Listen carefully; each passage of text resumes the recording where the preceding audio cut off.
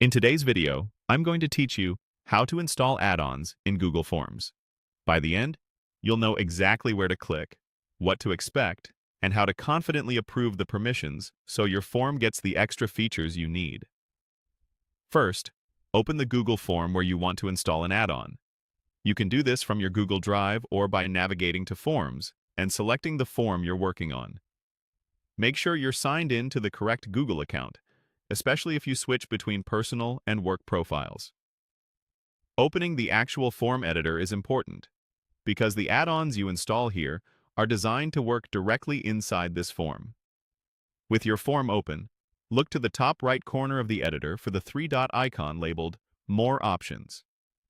It sits on the top bar alongside buttons like Preview and Settings. Click that three-dot menu to reveal additional tools that aren't shown by default.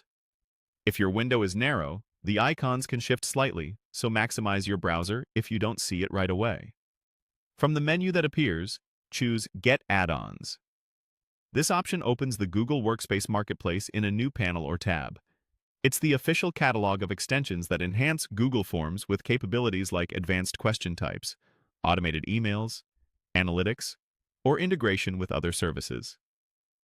In the Marketplace, you can browse featured add-ons, explore categories, or use the search bar to find something specific. Each add-on has a details page showing an overview, screenshots, ratings, and the permissions it needs. Take a moment to read the description so you understand what the add-on does and whether it fits your workflow.